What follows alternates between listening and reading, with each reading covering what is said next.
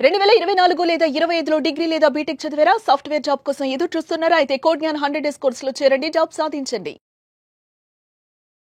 బంగారం ధరలు ఒక్కో రోజు ఒక్కోలా ఉంటున్నాయి. ఒక్కో రోజు 4-5 వేలు పెరిగితే మరో రోజేమో 4-5 వేలు తగ్గిపోతుంది. అసలు కొనాలా వద్దా కూడా అర్థం కానిటువంటి పరిస్థితిలో చాలా మంది ఆడవాళ్ళు మీమాంసలో ఉన్నటువంటి పరిస్థితి. ఏం చేయాలి అసలు? ఇప్పుడు కొనాలా వద్దా బంగారం? కొంటే ఏంటి పరిస్థితి? కొనకపోతే ఎలా ఉంటుంది రేపొద్దున? ఎందుకంటే కొన్న తర్వాత ఒకవేళ రేపు తగ్గిందనుకోండి, మళ్ళీ అదొక టెన్షన్. అలా అని చెప్పేసి కొనకుండా అన్నాను, రేపొద్దున ఇంకా పెరిగిందనుకోండి, ఏంటి పరిస్థితి? ఏం అర్థం కాకుండా ఉంది. సో ఒక్కసారి మనతో పాటు మార్కెట్ అనలిస్ట్ ప్రశాంత్ గారు ఉన్నారు, ఆయన అడుగుదాం. ఆయన ఏం చెప్తే అది చేసేద్దాం. నమస్తే అండి ప్రశాంత్ గారు. నమస్తే నిర్భమ గారు. ఏంటండి, కొనమంటారా? కొనాలా వద్దా? ఏంది? కొంటేనేమో పెరుగుతుందేమో పెరగదేమోనని భయం, లేక తగ్గిపోద్దని భయం, కొనకపోతే పెరుగుతుందనే భయం. ఏం అర్థం కాకుండా ఉంది అసలు. ఈయన ఆడవాళ్ళు బంగారం చూస్తుంటే వామ్మో అనే పరిస్థితి వచ్చేసింది. సో ఫస్ట్ ఒక డిస్క్లైమర్ అండి, మీరు ముందు చెప్పారు కదా వారు ఏం చెప్తే చేసేద్దామని. సో ఇది జస్ట్ ఒక అనాలిసిస్, అంటే కొంచెం ఇన్ఫర్మేషన్, మీరు ఒక డెసిషన్ కానీ లేకపోతే అవగాహన కోసం అసలు ఏం జరుగుతుందని తెలుసుకునే ఇన్ఫర్మేషన్ సాధనం కానీ. సో ఒక యాజ్ అన్ ఇన్వెస్ట్మెంట్ గా నేను ఎవరికి ఇమీడియట్ గా ఈ సలహా ప్రకారం మీరు పెంచుకోండి తగ్గించుకోండి అని చెప్పం, ఎందుకంటే ఇట్స్ వెరీ స్పెక్యులేటివ్. కాకపోతే అందుకు హెల్ప్ చేసే ఇన్ఫర్మేషన్ నేను ఇవ్వగలను. అంటే ఎవరు ఇప్పుడున్న పరిస్థితుల్లో ప్రపంచంలో ఆర్థిక నిపుణులు కానీ అనలిస్టులు కానీ ఎవరు కూడా ఫలానా రోజు ఇది పెరుగుతుంది తగ్గుతుంది అంటూ కూడా స్పెక్యులేట్ చేసి చెప్పిన వాళ్ళు ఎవరు లేరు. కానీ జరుగుతున్న పరిణామాలని క్లియర్గా ఎక్స్ప్లెయిన్ చేస్తూ ఏ ఫ్యాక్టర్స్ వల్ల పెరుగుతుంది, ఎందుకు పెరుగుతుంది, ఎలా ఉండబోతుంది అని ఒక ట్రెండ్ చెప్పగలరు మాత్రం, కానీ కంప్లీట్గా చెప్పలేరు. ఎందుకంటే తెలిసిన ఏ ఒక్కరైనా కూడా ఒక ఇయర్లో 65% రిటర్న్ వస్తుందని ఎవరు కూడా ఊహించలేరు. అంటే స్టాక్ మార్కెట్లో పెద్ద పెద్ద కొన్ని స్టాక్స్ అట్లా ఒక నెలలోనో ఒక రోజులో ట్రేడ్ అయినట్టు బంగారు ఈ సంవత్సరం అంత రిటర్న్ ఇచ్చింది. సో కాకపోతే మనం ఇంతకుముందు చర్చించుకున్నట్టు బంగారు అనేది ఏదో ఒక స్టేజ్లో కరెక్ట్ కావాలండి. అంటే ఏదైనా సరే గ్రాడ్యువల్గా, సడన్గా కానీ గ్రాడ్యువల్గా కానీ ఎక్కువగా పెరిగింది అనుకోండి, దర్ ఇస్ స్టీప్ హైక్, ఎక్కడో చోట ఒక కరెక్షన్ అనేది అవసరం. సో బంగారు లాస్ట్ 3-4 years గా ర్యాలీ అవుతూ అంటే సాధారణంగా ఒక 7-8 లేదా 9% స్థిరంగా ఒక సంవత్సరానికి రిటర్న్ ఇస్తున్న బంగారు సడన్ గా లాస్ట్ 2-3 years నుంచి 48-50% ఇయర్ ఇంకా కంప్లీట్ కూడా కాలేదు 65% రిటర్న్ ఇచ్చిన సాధనం.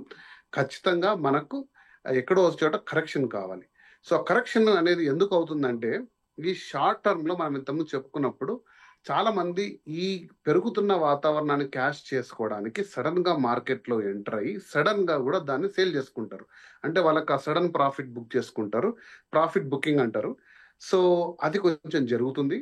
కానీ బంగారు అనేది ఓవరాల్ గా మీకు ఒక విషయం చెప్తానండి, ఎక్కడా కూడా డిమాండ్ తరగలేదు. అంటే మీరు దేశీయంగా చూసుకుంటే ఆగస్టు నెల, సెప్టెంబర్, అక్టోబర్లో మన భారతదేశంలో $7.5 బిలియన్ వర్త్ గోల్డ్ కొన్నారు. అది ఏ మాత్రం కూడా 3 నెలల్లో తగ్గలేదు. అంటే ఏదైనా సరే ఒక వస్తువు రేటు తగ్గుతుంది అంటే ఫస్ట్, అంటే ఎకనామిక్స్ ప్రధాన సూత్రం, దాని యొక్క డిమాండ్ తగ్గాలి. అంటే ఎవరు దాన్ని తీసుకోవట్లేదని. అలాంటిది ఏం జరగట్లేదు. కాకపోతే ఇది చాలా పెద్ద మార్కెట్, వైడ్ మార్కెట్. బంగారం అనేది ప్రపంచ మొత్తం మార్కెట్ కాబట్టి అందులో కొన్ని దేశాలు, కొన్ని రీటైల్ ఇన్వెస్టర్స్, కొద్దిమంది ఇన్స్టిట్యూషనల్ ఇన్వెస్టర్స్, తర్వాత స్టాక్ మార్కెట్లో ఈటీఎఫ్స్ ఉంటాయి కదండి, ఎక్స్చేంజ్ ట్రేడ్ ఫండ్స్, వీటన్ని పరిణామాల్లో బంగారులో పెరిగిన విలువని వాళ్ళు షార్ట్ టర్మ్ లో క్యాష్ చేసుకోవడానికి ఖచ్చితంగా దాన్ని అప్లోడ్ చేసుకుంటుండొచ్చు. సో దాని పరిణామమే కొంచెం తగ్గడము. అలాగే మనం ఇంతకుముందు డిస్కస్ చేసినట్టు బంగారు ఎప్పుడు కూడా డాలర్ ఆధారిత, అంటే డాలర్ కి లింక్ అయి ఉంటుంది. అంటే ఎవరైనా సరే వాళ్ళ యొక్క సేవింగ్స్ ని ప్రపంచ దేశాలు అయితేనేమి, వ్యవస్థలు అయితేనేమి, తర్వాత రీటైలర్స్ అయితేనేమి డాలర్స్ రూపంలో పెట్టుకుంటారు. కానీ దాన్ని తగ్గిస్తూ వస్తున్నారు గత 3 సంవత్సరాలుగా, 5 సంవత్సరాలుగా, 10 సంవత్సరాలుగా డీడాలరైజేషన్ జరుగుతూ ఉందంటే డాలర్ ఆధిపత్యాన్ని తగ్గిస్తూ బంగారు శాతం నిల్వల్ని పెంచుకుంటూ పోతున్నారు. సో అది ఖచ్చితంగా కూడా రానున్న 10 years, 20 years, 30 years లో ఖచ్చితంగా ప్రతి ఒక్క దేశం దాన్ని పెంచుకుంటూ పోతుంది, కానీ బంగారు నిల్వలు తగ్గిస్తాయని నేనైతే అనుకోవట్లేదు. సో ఇప్పుడు మనం ఏదైతే చూస్తున్నామో అది ఒక కరెక్షన్ లో భాగంగా జరుగుతుంది. సో ఇంత చెప్పాక ఒక షార్ట్ ఆన్సర్ చెప్తానండి.